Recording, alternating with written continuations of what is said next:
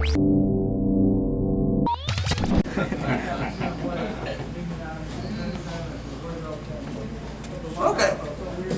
let's start it.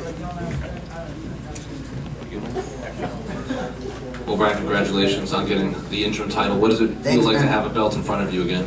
Man, my goodness. First of all, I'm so happy, you know. Since my last fight in January in Anaheim, I was like very frustrated, like very sad, disappointed with myself, with my performance, because I say this before in the interviews, like I still thinking I won that fight, but you always has this battle in your mind battlefield where you are trying to put the ego behind and try to pass the page and try to learn about it. And at the end, right now, I feel I did it. Again, after the last fight, I started to make a lot of decisions, really hard decisions. I did a lot of changes. Obviously, it's part of the human beings when you don't know something, like something is scary, right? But something good about my career, I never had this scare enough to don't take those decisions, and I did it. And right now, I feel everything is in the correct place again. So you guys won fight of the night, obviously, so it wasn't. Money. It was an exciting fight. Is that the type of performance you expected from Kai, given the time between both of your fights? It was nice. It was an amazing surprise. I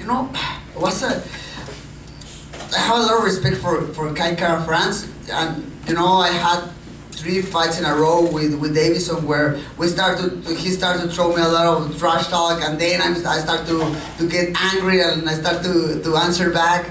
But it was very, very refreshed to be in some like interview in Sky or whatever, when the guy was like very respectful with me. And yeah, definitely I was a little bit surprised with he was a little bit more smart in the middle of the fight. I knew he would try to make the counter after my jab, throwing the light kick. In my last fight against Deiveson, he killed me with the light kicks. But I was like working every single day and fix those mistakes, with James, with my coach Capetillo, with my coach Hoya, that part of the striking, and I did it, and I feel amazing in the fight. Obviously the 3rd round was a little bit a mess, but we did it. And the kick that put him down, did you know that you could capitalize on that technique, or did you just see an opening and took advantage of it? Again, please, I don't understand that. Was that the game plan, or did you just see an opening during the fight? What, the kick? The kick that put him down. I don't know, I think it was part of his game plan, right? Like, he threw me, I was trying to throw the left to the head, but I had like, my Muay Thai coach like, man, you throw the kick bad, so that's why the guy made the counter. Like, oh, okay, sorry. So yeah, I went to the ground. He connected me the elbow. I knew I had some troubles in that moment, so my mentality was like, okay, I need to save or try to recover this round, so I need to be a little bit more aggressive in the future. And Figueiredo came in at the end of the fight. Dana was in here, and he said he thought it came off disrespectful. He didn't like how he came in and took your moment. I'm curious if you felt that way at the moment. Man, I don't care. I promise I was like ready to throw everything against him in that moment. He was in Dallas since like 2 days ago. I saw him in the lobby in the hotel, and man, I was ready to take the mic and let's go, motherfucker, let's go for the 4-1. But man, everything I say was real, man. But my daughter, my older daughter, Madison, she has 8 years old. Man, now she understands everything, or not, but she will understand. I don't know. I knew I had the opportunity to be a better example for her. I don't want it for her like, his dad doing stupid things in television, right? So I don't know. I took the spot to, man, brother, I forgive you for everything. and please forgive me if I did something bad against you. And that's it. But don't be confused. I want to fight against you. He wants to do it in Brazil. Is that something you would be interested in? I don't care, man. We can go to wherever. If he wanna go to Brazil, we can go to Brazil. The problem is, he say he will be ready for the winter. He will be ready for December. But for example, the last pay-per-view of the year is in normally in Vegas. So we'll see what happens in the future. I just wanna fight before at the end of the year. I've been waiting for him a long time. Like I fought in December 2020, then June 2021, one more time in this year in January 2022. So I want to have one more fight before the end of the year. Who's next? Congrats on the win, Brandon. Thank you. Kai was talking about in the lead up that he was a completely different fighter. Did you feel like that he had evolved that much more from the first fight? Man, he was smarter than the last fight.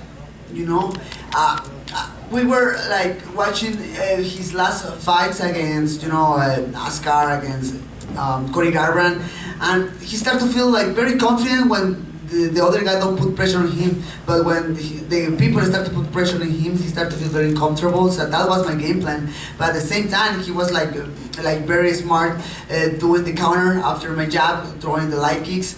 That hurt me a little bit. I feel like I fixed my mistakes from my last fight in January, and I closed a little bit my footwork, and I opened a little bit more my guard to try to defend his right hand. He's like, man, the guy punched hard. He's a little bit small, more than Figueiredo, but he punched hard with the right hand. So I don't know. I was just surprised he was a little bit more smarter, and I had some problems when I started to find my right distance.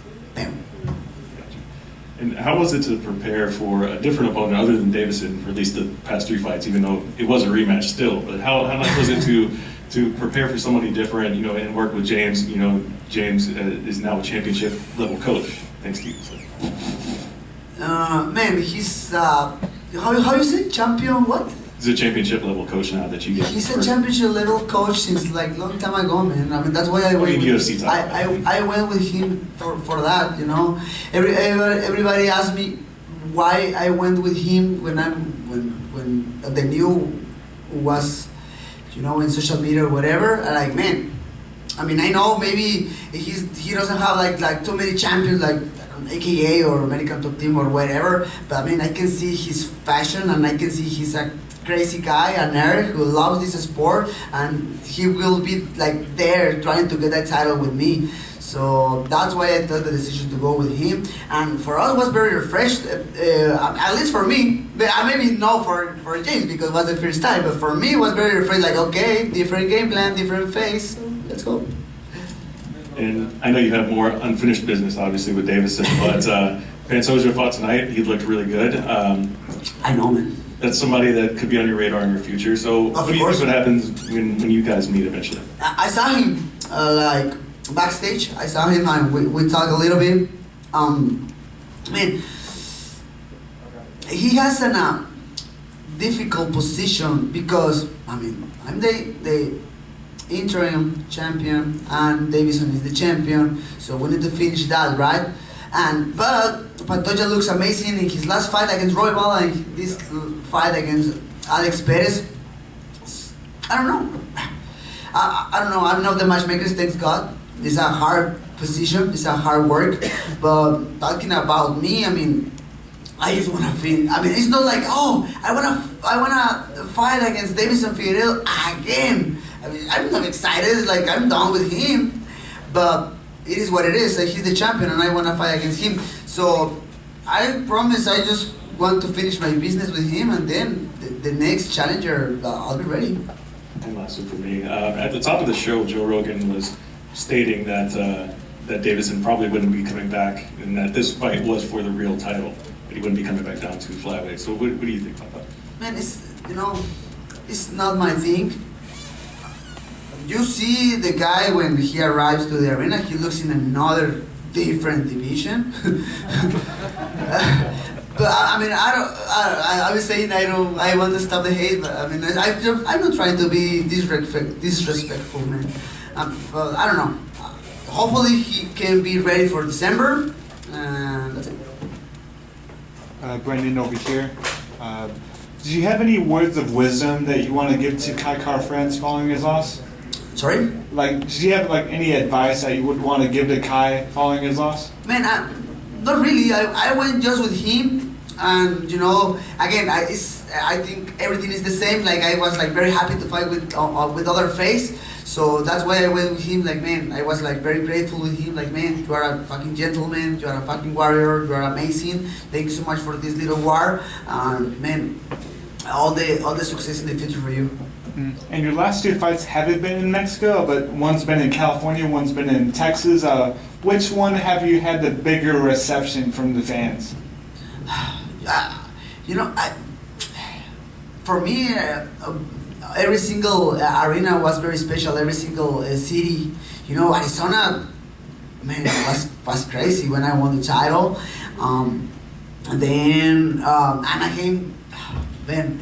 You know, I still very frustrated because I lost that one. A lot of Mexican crew was there, but I was very close to my city, to Tijuana. And this one, man, I saw the wave of the people. You know, all the "Si se puede," like you can do it, man. It's those kind of moments is why I'm here doing this sport, man. Mm-hmm. And who's going to pay for your post-fight dinner? Is it going to be Macio? Is it going to be Marcelo? Is it going to be you? Like, who's going to pay? Perros, ¿quién va a pagar la cena? Jason. Oh, Jason va a pagar. The bearded guy is paying the dinner. What's up, bro? Brandon. What's up? Por acá en español, lo que fue para ti obviamente la sensación de ganar en Dallas.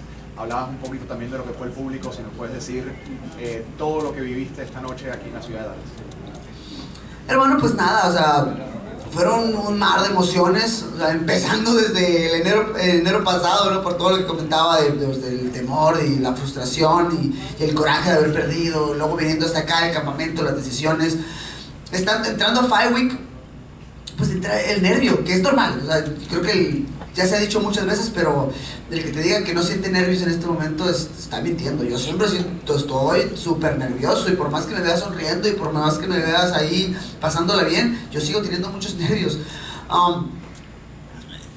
Toda esa experiencia, nada, me hace reflexionar un poquito en que por algo estoy donde estoy, ¿no? Porque a pesar de todos los momentos difíciles, he sabido pasar los obstáculos y creo que siempre el obstáculo ha sido el camino y he ido por el camino correcto. ¿Y qué dice de tu carácter que en este caso enfrentaste adversidad en esta pelea y nuevamente pudiste salir adelante? ¿Qué habla de Brandon Moreno en este caso de lo que es su persona como guerrero en el octágono? Carnal, pues que soy mexicano, que soy latino y soy mexicano. Eso es lo que habla. Gracias. Brandon right here. Let's go. Sorry. So is that move to Glory MMA, is that going to be permanent for you? Man, 100%. Watch the fight. I did everything great. Obviously, I had problems and my coaches was like with me, like, hey, celebrate today and everything, but we need to fix some little things. But yeah, I feel that I'm amazing with him. I love his energy, brother. I love your energy, brother. I love your energy. We connect perfect, and I know definitely we can do bigger things in the future. And then how do you think you've gotten better over this time? Man, so my goal in this training camp was like be a mixed martial artist. You know, before I was like very focused and I don't be confused. I love boxing. My coach, Capetillo, I love boxing, coach. I love you too. I do, you too. But I'm trying to be not just the boxer of the division. I'm trying to be a mixed martial artist in general. Work with my kicks, work with my elbows, my takedowns, everything, the control. So I've been working, you know, with my coach Hector Vasquez, with Hoya, with James. Man, so that's it. That's my goal in the future. Be a mixed martial artist. And then earlier, I think this year, Adrian Yanez said he felt like he's the best boxer in the UFC. What do you say to that?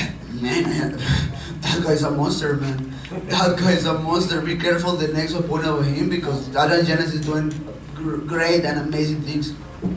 And lastly from me, Kansas City barbecue or Texas? Again?